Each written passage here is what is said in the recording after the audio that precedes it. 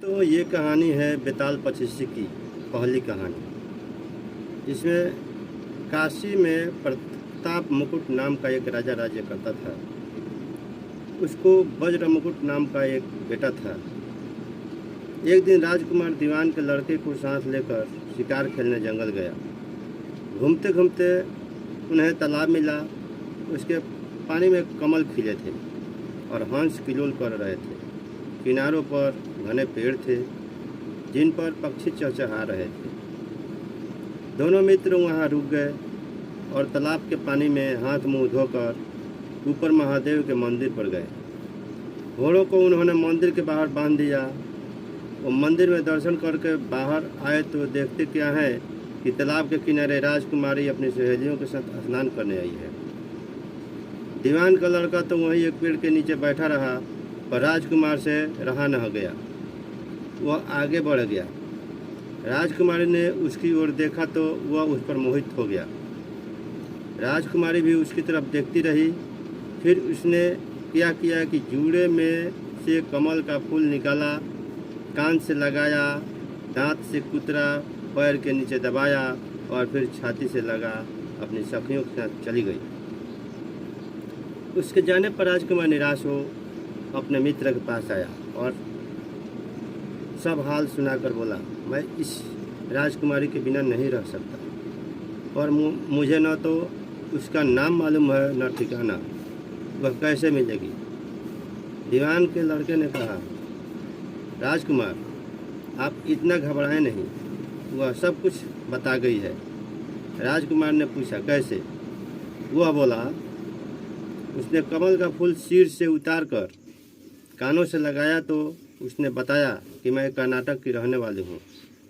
दांत से कुतरा तो उसका मतलब था कि मैं दंत बाट राजा की बेटी हूँ। पाँव से दबाने का अर्थ था कि मेरा नाम पद्मावती है। और छाती से लगाकर उसने बताया कि तुम मेरे दिल में बस गए हो। इतना सुनना था कि राजकुमार खुशी से फूल उठा, बोला, अब मुझे कर्नाटक देश में ले चलो। दोनों मित्र वहाँ से चल दिए। घूमते फिरते सैर करते दोनों कई दिन बाद वहाँ पहुँचे। राजा के महल के पास गए तो एक बुढ़िया अपने द्वार पर बैठी चरखा काटती मिली। उसके पास जाकर दोनों घोड़े से उतर पड़े और बोले, माई, हम सौदागर हैं, हमारा सामान पीछे आ रहा है, हमें रहने को थोड़ी जगह दे दो। उनकी शक्ल सूरत देखकर और बात सुनकर बुढ़िया के मन में ममता उमड़ आई। बोली, बेटा तुम्हारा घर है, जब तक जी में आए रहो। दोनों वहीं ठहर गए। दीवान के बेटे ने उससे पूछा, माई तुम क्या करती हो? तुम्हारे घर में कौन कौन है? तुम्हारी गुजर कैसे होती है? बुढ़िया ने जवाब दिया, बेटा मेरा एक बेटा है जो राजा की चाकरी में है। मैं राजा की बेटी पद्मावती की धाय थी। बूढ़ी हो जाने से अब घर में रहती हूँ। राजा खाने पीने को दे देता है। दिन में एक बार राजकुमारी को देखने महल में जाती हूँ। राजकुमार ने बुढ़िया को कुछ धन दिया और कहा, माई कल तुम वहाँ जाओ तो राजकुमारी से कह देना कि जेठ सुदी पंचमी को तुम्हें तालाब पर जो राजकुमार मिला था वह आ गया है। अगले दिन जब बुढ़िया राजमहल गई तो उसने राजकुमार का संदेशा उसे दे दिया। सुनते ही राजकुमारी ने गुस्सा होकर हाथों में चंदन लगाकर उसके गाल पर तमाचा मारा और कहा, मेरे घर से निकल जा। बुढ़िया ने घर आकर सब हाल राजकुमार को कह सुनाया। राजकुमार हक्का बक्का रह गया। तब उसके मित्र ने कहा, राजकुमार अब घबराए नहीं, उसकी बातों को समझे। उसने 10 अंगुलियां सफ़ेद चंदन में मारी। इसका मतलब यह है कि अभी 10 रोज चांदनी के हैं। उनके बीतने पर मैं अंधेरी रात में मिलूंगी। 10 दिन के बाद बुढ़िया ने फिर राजकुमारी को खबर दी तो इस बार उसने केसर के रंग में 3 अंगुलियां डुबोकर उसके मुंह पर मारी और कहा, भाग यहाँ से। बुढ़िया ने आकर सारी बात सुना दी। राजकुमार शोक से व्याकुल हो गया। दीवान के लड़के ने समझाया, इसमें हैरान होने की क्या बात है। उसने कहा कि मुझे मासिक धर्म हो रहा है, 3 दिन और ठहरो। 3 दिन बीतने पर बुढ़िया फिर वहाँ पहुँची। इस पर राजकुमारी ने उसे फटकार कर पश्चिम की खिड़की से बाहर निकाल दिया। उसने आकर राजकुमार को बता दिया। सुनकर दीवान का लड़का बोला, मित्र, उसने आज रात को तुम्हें उस खिड़की की राह बुलाया है। मारे खुशी के राजकुमार उछल पड़ा। समय आने पर उसने बुढ़िया की पोशाक पहनी, इत्र लगाया, हथियार बांधे। दोपहर रात बीतने पर वह महल में जा पहुंचा और खिड़की में से होकर अंदर पहुंच गया। राजकुमारी वहां तैयार खड़ी थी। वह उसे भीतर ले गई। अंदर के हाल देखकर राजकुमारी की आंखें खुल गई। एक से एक बढ़कर चीजें थी। रात भर राजकुमार राजकुमारी के साथ रहा। जैसे ही दिन निकलने को आया कि राजकुमारी ने राजकुमार को छिपा दिया और रात होने पर फिर बाहर निकाल दिया। इस तरह कई दिन बीत गए। अचानक एक दिन राजकुमार को अपने मित्र की याद आई। उसे चिंता हुई कि पता नहीं उसका क्या हुआ होगा।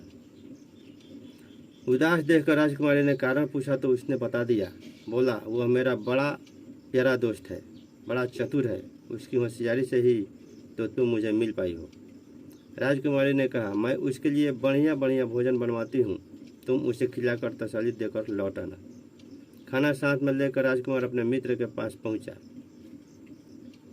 वे महीने भर से मिले नहीं थे। राजकुमार से मिलने पर सारा हाल सुनाकर कहा कि राजकुमारी को मैंने तुम्हारी चतुराई की सारी बातें बता दी है, तभी तो उसने यह भोजन बनाकर भेजा है। दीवान का लड़का सोच में पड़ गया। उसने कहा, यह तुमने अच्छा नहीं किया। राजकुमारी समझ गई कि जब तक मैं हूँ वह तुम्हें अपने बस में नहीं रख सकती, इसलिए इसने इस खाने में जहर मिलाकर भेजा है। यह कहकर दीवान के लड़के ने थाली में से एक लड्डू उठाकर कुत्ते के आगे डाल दिया। खाते ही कुत्ता मर गया। राजकुमार को बड़ा बुरा लगा। उसने कहा, ऐसी स्त्री से भगवान बचाए, मैं अब उसके पास नहीं जाऊंगा। दीवान का बेटा बोला, नहीं, अब ऐसा उपाय करना चाहिए जिससे हम उसे घर ले चलें। आज रात को तुम वहां जाओ। जब राजकुमारी सो जाए तो उसकी बाईं जांघ पर त्रिशूल का निशान बनाकर उसके गहने लेकर चले जाना। राजकुमार ने ऐसा ही किया। उसके आने पर दीवान का बेटा उसे साथ ले योगी का भेष बना मरघट में जा बैठा और राजकुमार से कहा कि तुम ये गहने लेकर बाजार में बेच आओ।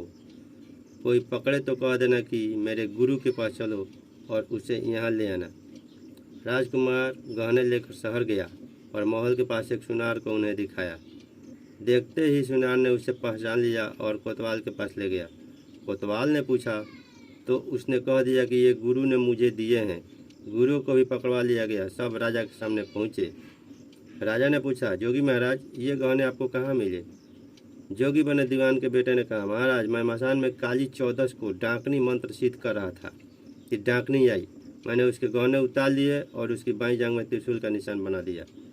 इतना सुनकर राजा महल में गया और उसने रानी से कहा कि पद्मावती की बाईं जांघ में पर देखो कि त्रिशूल का निशान तो नहीं है। रानी देखा तो था। राजा का बड़ा दुख हुआ। बाहर आकर वह जोगी को एक ओर ले जाकर बोला, महाराज, धर्मशास्त्र में खोटी स्त्रियों के लिए क्या दंड है? जोगी ने जवाब दिया, राजन, ब्राह्मण, गौ, स्त्री, लड़का और अपने आश्रय में रहने वाले से कोई खोटा काम हो जाए तो उसे देश निकाल देना चाहिए। यह सुनकर राजा ने पद्मावती को डोली में बिठाकर जंगल में छुड़वा दिया। राजकुमार और दीवान का बेटा तो ताक में बैठे ही थे। राजकुमारी को अकेली पाकर साथ ले अपने नगर में लौट आए और आनंद से रहने लगे। इतनी बात सुनाकर बेताल बोला, राजन, यह बताओ कि पाप किसको लगा है? राजा ने कहा, पाप तो राजा को लगा। दीवान के बेटे ने अपने स्वामी का काम किया। कोतवाल ने राजा को कहना माना और राजकुमार ने अपना मनोरथ सिद्ध किया। राजा ने पाप किया, जो बिना विचारे उसे देश निकाला दे दिया। राजा का इतना कहना था कि बेताल फिर उसी पेड़ पर जा लटका। राजा वापस गया और बेताल को लेकर चल दिया। बेताल बोला, राजन, अब अगली कहानी सुनने के लिए मेरे चैनल को कृपया सब्सक्राइब करें और वीडियो को लाइक और शेयर ज़रूर करें। धन्यवाद।